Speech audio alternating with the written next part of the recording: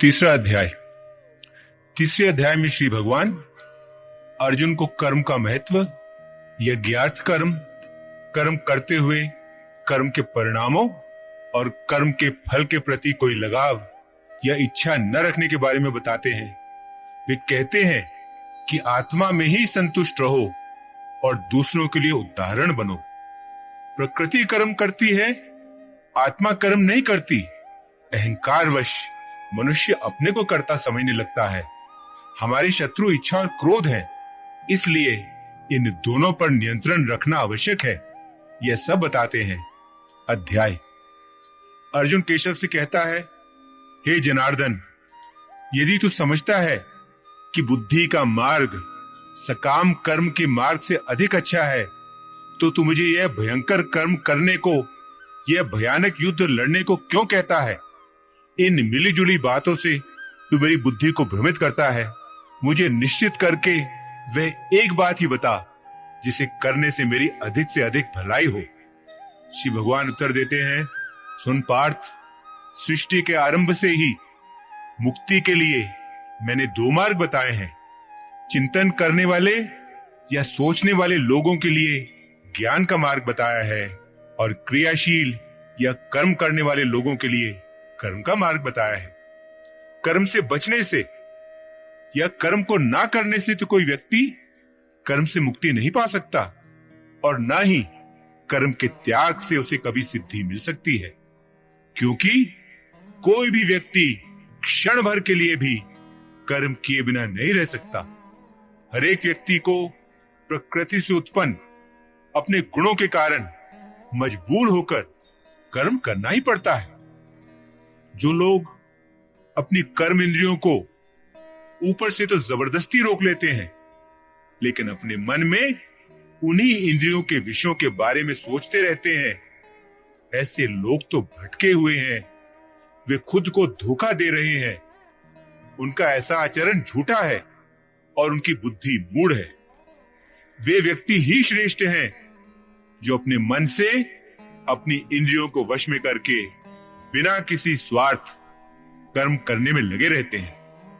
इसलिए पार्थ, तेरे लिए जो कर्म नियत है, तेरा जो कर्तव्य है, उसे तू कर, क्योंकि कर्म को ना करने से तो कर्म करना कहीं अधिक अच्छा है। बिना कर्म के तो तेरा शरीर निर्वाह भी नहीं हो सकता। इस संसार में यज्ञ के लिए या यज्ञ के रूप में किए जाने वाले कर्म या बिना स्वार्थ किए गए कर्म ही बंधन से मुक्त हैं। इन्हें करने से मनुष्य बंधन में नहीं बनता। अन्य सभी कर्म बंधन में डालने वाले हैं। इसलिए पार्थ, सभी प्रकार के लगाव, सभी प्रकार की आसक्तियों को त्याग कर तू यज्ञ की भावना से बिना स्वार्थ अपने सभी कर्म करता जा। सृष्टि के आरंभ में प्रजापति ने प्राणियों और यज्ञ दोनों को उत्पन्न किया था और कहा था कि इस यज्ञ द्वारा तुम सब फलो फूलो और यह यज्ञ तुम्हारी मनचाही इच्छाओं को पूरा करने वाला होगा। इस यज्ञ द्वारा तुम देवताओं का भरण पोषण करो और देवता तुम्हारा भरण पोषण करेंगे।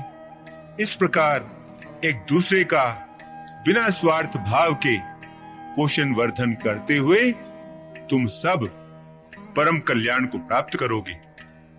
यज्ञ से खुश होकर देवता तुम्हें वे सुख भोग देते रहेंगे जो तुम चाहते हो, लेकिन जो व्यक्ति इन सुखों को अकेला ही भोगता है और इनमें से देवताओं और दूसरों को नहीं देता, वो तो निश्चित ही चोर है। जो लोग यज्ञ से बचे हुए यज्ञ के पवित्र प्रसाद को खाते हैं, वे सब पापों से छूट जाते हैं, लेकिन जो केवल अपने लिए ही भोजन पकाते हैं और उसे अकेले ही खाते हैं, वे तो समझो पाप ही खाते हैं। सभी प्राणी अन्न से उत्पन्न होते हैं। अन्न वर्षा से उत्पन्न होता है, वर्षा यज्ञ से और यज्ञ कर्म से उत्पन्न होता है। कर्मों का मूल ब्रह्म है और ब्रह्म का जन्म अनश्वर परमात्मा से होता है। इसलिए सर्वव्यापी पर ब्रह्म सदा यज्ञ में स्थित रहता है। इस संसार में जो व्यक्ति सृष्टि के इस चक्र के चलने में सहायता नहीं देता, वह तो दुष्ट स्वभाव वाला और इंद्रियों के सुखों में मग्न रहने वाला है। ऐसा व्यक्ति व्यर्थ और पाप भरा जीवन बिताता है। लेकिन जो मनुष्य आत्मा में ही आनंद लेता है, जो आत्मा में ही संतुष्ट है और जो आत्मा से ही तृप्त है, उसके लिए कोई भी ऐसा कर्म नहीं रहता जो करना जरूरी हो। इस संसार में ऐसे व्यक्ति के लिए ऐसी कोई भी चीज, ऐसी कोई भी वस्तु, ऐसा कुछ भी नहीं रहता जो उसके द्वारा किए गए कर्मों से प्राप्त होना हो या फिर उन कर्मों द्वारा प्राप्त होना हो जो उसने नहीं किए हैं। वह किसी भी प्राणी पर अपने किसी भी स्वार्थ के लिए निर्भर नहीं रहता। इसलिए पार्थ, तू हमेशा बिना लगाव, बिना आसक्ति के निस्वार्थ भाव से करने योग्य कर्म करता जा, क्योंकि बिना लगाव, बिना आसक्त होकर निस्वार्थ भाव से कर्म करता हुआ मनुष्य ही परमात्मा को प्राप्त करता है। जनक तथा अन्य ज्ञानी भी ऐसे निस्वार्थ कर्म द्वारा ही पूर्णता तथा परम गति तक पहुंचे थे। तुम्हें भी उन्हीं की तरह निस्वार्थ कर्म करना चाहिए। और वैसे भी जन कल्याण और संसार की व्यवस्था बनाए रखने के उद्देश्य से भी तुझे कर्म करना चाहिए। श्रेष्ठ लोग जैसा आचरण करते हैं, आम लोग भी वैसा ही करने लगते हैं। वे जैसा आदर्श पेश करते हैं, जन साधारण उसी का अनुसरण करते हैं। अब तो मुझे ही देख, तीनों लोकों में मेरे लिए कोई भी ऐसा कर्म नहीं है जो करना जरूरी हो, और ना ही ऐसी कोई वस्तु है जो मुझे प्राप्त ना हो या जो मुझे प्राप्त करनी हो।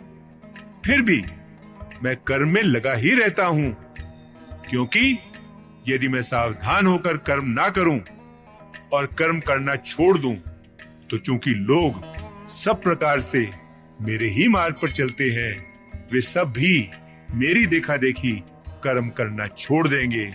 और जब जन साधारण कर्म करना छोड़ देंगे, तो संसार में अव्यवस्था और अराजकता फैल जाएगी। यह संसार नष्ट हो जाएगा और मैं समस्त प्रजा के विनाश का कारण बन जाऊंगा। ऐसा ना हो, इसलिए मैं भी सावधान होकर कर्म करने में सदा लगा ही रहता हूं। और इसलिए जैसे अज्ञानी लगाव से या आसक्त होकर कर्म करते हैं, वैसे ही विद्वान और ज्ञानी लोग बिना लगाव, बिना आसक्त होकर संसार की व्यवस्था बनाए रखने के उद्देश्य से और जन कल्याण के लिए कर्म करते हैं। ज्ञानी को चाहिए कि वह सकाम कर्म में लिप्त अज्ञानी लोगों के मन को विचलित ना करे। योग की भावना से कर्म करने वाले को चाहिए कि वह दूसरों को भी वैसे ही निष्काम कर्म के मार्ग में लगाए।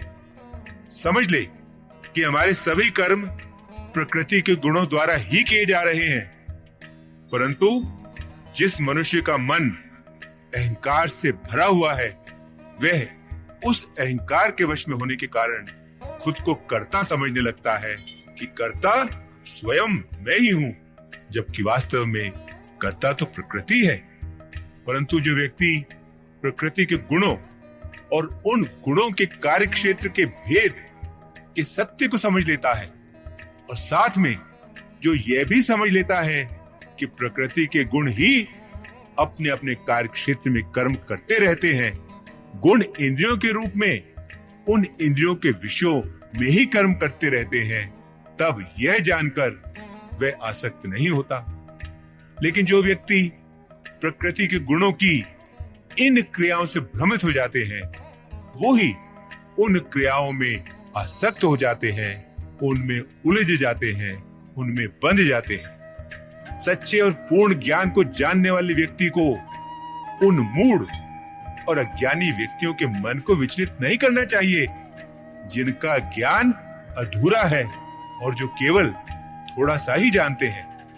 इसलिए पार्थ, अपने सभी कर्मों को पूरी तरह मुझे अर्पण करके, अपनी चेतना को आत्मा में स्थिर करके, अपनी सभी इच्छाओं को और अपने अहंकार को भी मिटा दे और अपने इस मानसिक बुखार, इस संकोच को छोड़कर तू युद्ध कर। जो लोग पूरी श्रद्धा से और बिना दोष ढूंढे मेरे इस उपदेश का लगातार पालन करते हैं, वे कर्मों के सभी बंधनों से छूट जाते हैं। लेकिन जो लोग ईर्ष्या के कारण मेरे इस उपदेश का तिरस्कार करते हैं, जो इसमें मीन मेख निकालते हैं और इसका पालन नहीं करते, वे लोग वास्तव में संपूर्ण ज्ञान के प्रति मूढ़ हैं और वे नष्ट होकर रहेंगे। ज्ञानी समेत सभी प्राणी अपनी अपनी प्रकृति, अपने अपने स्वभाव के अनुसार ही आचरण करते हैं। इससे कोई नहीं बच सकता। प्रकृति को रोकना, उसे जबरदस्ती बदलने की कोशिश करने से कोई फायदा नहीं होने वाला। ऐसा करना व्यर्थ है। हर एक इंद्रिय के लिए उस इंद्रिय के विषय में राग द्वेष छुपे हुए हैं। इंद्रियों के विषय या तो मनुष्य को अपनी ओर आकर्षित करते हैं, उसे अपनी ओर खींचते हैं, या उसके मन में उनके प्रति द्वेष पैदा करते हैं। मनुष्य को इन दोनों के वश में नहीं आना चाहिए, क्योंकि ये दोनों ही उसके कल्याण और उसके मुक्ति के मार्ग में रुकावट डालने वाले उसके शत्रु हैं। अधूरी तरह से या दोषपूर्ण तरीके से भी पालन किया गया अपना प्राकृतिक, अपना स्वाभाविक धर्म पूरी तरह से पालन किए जाने वाले पराये धर्म या दूसरे के स्वभाव वाले धर्म से अधिक अच्छा है। अपने धर्म का पालन करते हुए मृत्यु भी हो जाए तो भी वह पराये धर्म में जीवित रहने से कहीं अधिक अच्छा है, क्योंकि दूसरे के स्वभाव अनुसार चलने में बहुत खतरे होते हैं और वह बहुत भय देने वाला भी होता है। यह सब सुनकर अर्जुन केशव से पूछता है, लेकिन केशव, वो क्या है जिससे मनुष्य न चाहता हुआ भी पाप करता है, जैसे उससे कोई जबरदस्ती पाप करवा रहा हो? श्री भगवान उत्तर देते हैं, वो है इच्छा और क्रोध, जो रजोगुण से उत्पन्न होते हैं। ये दोनों पाप से भरे हैं और सबको और सब कुछ खा जाने वाले हैं, सब कुछ निगल जाने वाले हैं। इस संसार में तुम इन्हीं को अपना शत्रु, अपना दुश्मन समझो। जैसे आग धुएं से ढकी रहती है, जैसे दर्पण धूल से ढक जाता है, जैसे भ्रूण को गर्भ सब ओर से घेरे रहता है, वैसे ही मनुष्य का विवेक और ज्ञान इस इच्छा से घिरा हुआ है।